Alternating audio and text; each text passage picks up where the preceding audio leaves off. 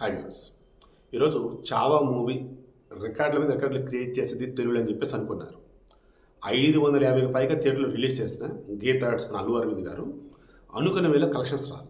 కారణం ఏంటంటే నిన్న మాట్లాడుకున్నాం కదా, డబ్బింగ్ దెబ్బ కొట్టింది. హిందీలో ఆల్రెడీ చూసిన వాళ్ళు ఓ రేంజ్లో ఎక్స్పెక్ట్ చేసి తెలుగు సినిమాకి వెళ్ళి ఉంటారు. లేదు, హిందీ చూసినటువంటి వాళ్ళు చెప్పంగా విని తెలుగులోకి వెళ్ళారు. ఆల్రెడీ హిందీ సినిమా చూసి ఈ చావా సినిమాకు సంబంధించి ఎవరైతే చెప్పారో మన వాళ్ళకి, మనం తెలుగు సినిమా చూస్తానికి వెళ్ళినప్పుడు ఎక్స్పెక్టేషన్స్ హెవీగా ఉంటాయి. అది డబ్బింగ్ విషయంలో తేడా కొట్టింది. దాంతో ఈ ఫస్ట్ డే వచ్చేసి సీతమ్మకిట్లో సినిమా చెట్టు రిలీజ్కి సంబంధించి ఎంతైతే జరిగిందో అంతకంటే తక్కువ జరిగిందంట ముందు బిజినెస్ అది. బట్ ఓవరాల్ కలెక్షన్స్ వచ్చేసి ఫస్ట్ డే 3 కోట్లు వచ్చిందంట చావా మూవీ. ఇక నిన్న మధ్యప్రదేశ్లోని అసిర్గర్ ఫోర్ట్ అని ఉంటుంది. ఔరంగజేబు పరిపాలిస్తున్న కాలంలో ఈ చావా మూవీలో ఏం చూపించారంటే, తన దగ్గర సంపద అంతా ఈ అసిర్గర్ ఫోర్ట్లో పెట్టాడు అని దాచిపెట్టాడు, నేలమాలిగల్లో అద్దెనిద. ఇది బుర్హాన్పూర్కి నియర్బై ఉంటుంది, మధ్యప్రదేశ్.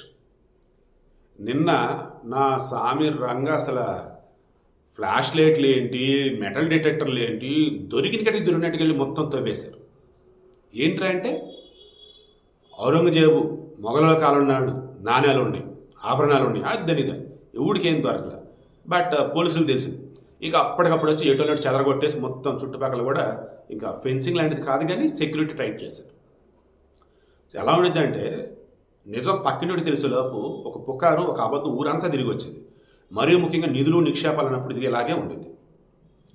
ఈవెన్ మొన్న ఛత్రపతి శివాజీకి సంబంధించి అమెజాన్ ప్రైమ్ కాదు, డిస్నీ హాట్స్టార్ కాదు, G5 సన్ లైవ్, సోనీ లైవ్లో సమ్ ఇందులో ఉంది. అది నేను చూశాను, కొందరు చూసి ఆపేశాను.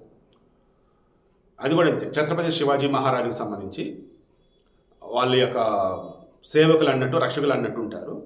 వారు ఈ శివాజీ మహారాజు సంబంధించిన సంపద ఏదైతే ఉంటుందో, మరాఠా సామ్రాజ్యానికి సంపద, పలానా చోట దాచిపెట్టారని చెప్పేసి వస్తూ ఉంటుంది కదా. అది చూసి మహారాష్ట్రలో వాళ్ళు వెళ్ళి అక్కడ తవ్వకాలు జరిపారు. అక్కడే ఏం దొరకలే. విషయం ఏంటి బాబు, అనవసరంగా టైం వేస్ట్ చేసుకోవద్దు, లేనిపోయిన భ్రమంలో ఉండొద్దు, ఎవడో ఏదో చెప్తే నమ్మొద్దు, ఎక్కడ తవ్వకాలు జరపొద్దు. ఆల్రెడీ పురావస్తు శాఖ వాళ్ళు, ఇండియన్ గవర్నమెంట్ వాళ్ళు, వాళ్ళకి దొరికేది ఉంటే వాళ్ళు ఎప్పుడో తీసేసుకునేవాళ్ళు. దొరకదు, జస్ట్ అవి పురాతన స్థలాలు కాబట్టి అన్నట్టుగా, చారిత్రక స్థలాలు అన్నట్టుగా అలా ఉంచారు. వాటి దగ్గరికి వెళ్ళిపోయి లేనిపోయిన ఇబ్బందులు పడకండి, ఏమాత్రం తేడా వచ్చినా అరెస్ట్ చేసి లోపలేస్తారు. సో మొత్తానికి చావా సినిమా వల్ల ఆ బుర్హాన్పూర్, ఈ అసిర్గర్ ఫోర్ట్లో భయంకరంగా తవ్వేశారు ఎక్కడికక్కడ. బట్ ఏమీ దొరకలే. అండ్ మొన్న శివాజీ మహారాజ్ సంబంధించి దానికి సంబంధించేసేమో ఆ వెబ్ సిరీస్ మహారాష్ట్రలో తవ్వకాలు చెప్పారు, అక్కడే ఏం దొరకలే. సో మన దగ్గర కూడా మీరు తవ్వుతారేమో, ఎక్కడ తవ్వకండి. ఇక మూవీ వచ్చే చావా మూవీ అయితే మాత్రం ఓ రకంగా మిక్స్డ్ టాక్ వచ్చింది. తెలుగులో ఓ రకంగా అంత హిట్ కాదని నేను అనుకుంటున్నా. బట్ ఖచ్చితంగా సినిమా అయితే మీరు చూడండి, వితౌట్ ఎనీ ఎక్స్పెక్టేషన్. దేశభక్తికి సంబంధించి కావచ్చు, చారిత్రక స్థలాలకు సంబంధించి కావచ్చు. మొఘలుడు, మరీ ముఖ్యంగా ఔరంగజేబు అనేవాడు ఎంత క్రూరుడు. వాడు టోపీలు కుట్టుకుంటూ ఉన్న హిందువుల్ని ఈ రకంగా హింసించేవాడు. హిందువులను ముస్లింలుగా మార్చాలని వాడు పెట్టే నరకం ఎలా ఉండేది ఏంటి మొత్తం ఈ సినిమాలో చూడండి. అండ్ ఇంకో ముఖ్యమైన విషయం, నిన్న ఎక్కడో నెల్లూరులో, సీరియస్లీ అనకూడదు కానీ కొంతమంది నిన్న మహమ్మద్ షమీ విషయంలో కానీ, ఆల్ ఇండియా ముస్లిం జమాత్ అధ్యక్షుడు ఎవరు ఉండి ఒక ఆయన, నిన్న ముస్లిం ఫెడరేషన్ అంట ఏపీకి సంబంధించి, అతను నెల్లూరు అంట, అతను వచ్చేసి తప్పుగా చూపించారు చావా సినిమాలో, ముస్లింలు అంత క్రూరులు కాదు, ముస్లింలు మతం మార్చలేదు.